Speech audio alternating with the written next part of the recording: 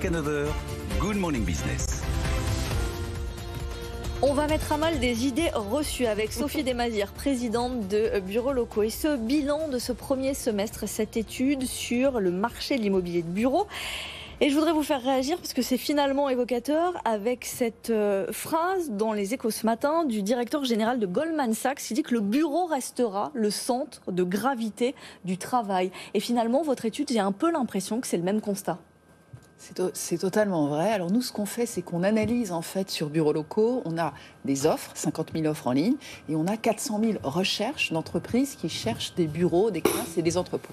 Alors qu'est-ce qu'on a vu sur le premier semestre ? C'est que non, le bureau, il n'est pas mort.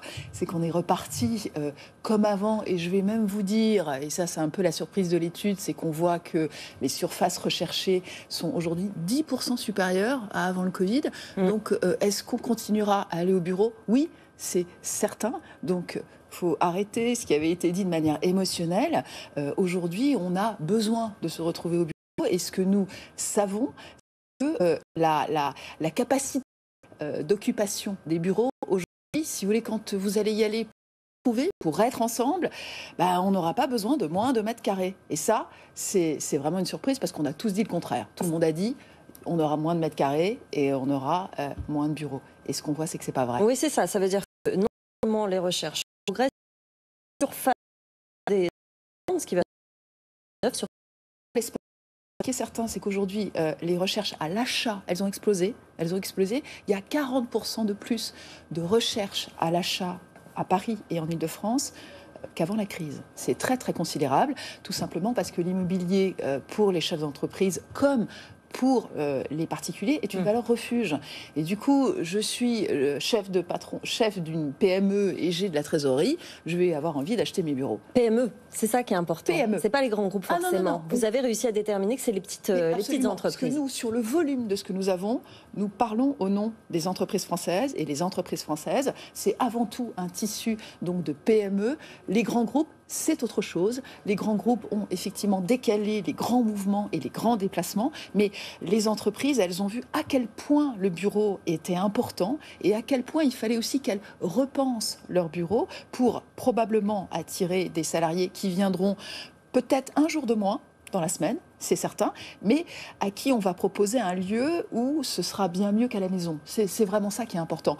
Ce que vous avez vu dans les Échos, c'est qu'effectivement, le lieu du travail, il doit être exceptionnellement agréable et exceptionnellement attirant pour que les salariés aient envie d'y aller. Et ça, c'est toute la problématique, c'est de donner envie de venir au bureau. Donc, on est en train de repenser les espaces de bureau. Ça veut dire un gros mouvement dans ce secteur qui va probablement avoir un saut qualitatif. Donc, attirer les salariés, attirer les talents. On a des fondamentaux avec l'hypercentre parisien, avec des quartiers centraux. Mais on suit aussi une tendance qu'on a vue dans l'immobilier classique. Oui. On se déplace vers la deuxième couronne, on se déplace vers des villes en région. Tout à fait vrai. Alors, ce qu'on voit sur Bureaux Locaux, c'est que Paris repart. La deuxième couronne est en très bonne forme. Vous voyez, des villes comme Saint-Germain-en-Laye, Marne-la-Vallée, Évry, beaucoup de recherches. Et puis, ce fameux petit exode urbain dont tout le monde a parlé, on le voit aussi. Donc, sur Bureaux Locaux, vous avez beaucoup de recherches, par exemple, dans les villes qui sont à 1 heure de Paris et qui, jusqu'à présent, avaient très, très peu de bureaux. Je pense, par exemple, à Orléans ou à Tours, où les recherches sur Bureaux Locaux ont augmenté de presque 50%. Donc vous avez vraiment exactement le même phénomène que dans le résidentiel. De toute façon, l'immobilier, ça marche ensemble. Donc j'ai envie de travailler là où je vis. Donc on a cet appétit dans ces villes un peu secondaires. Et ça, c'est plutôt une bonne nouvelle de décentralisation. Et vraiment, on le voit dans les chiffres, parce que sur Bureaux Locaux, ce qui est intéressant, c'est que ce sont les recherches que nous analysons. Et ces recherches, elles anticipent des mouvements en général 5 à 6 mois plus tard. Mais ça veut dire, qu'il y a des offres limitées dans certaines villes et donc mécaniquement les prix ont augmenté ? Alors les prix, vous avez raison. Donc quand il y a plus de demandes, forcément les prix augmentent. Alors qu'est-ce qu'on voit aujourd'hui ?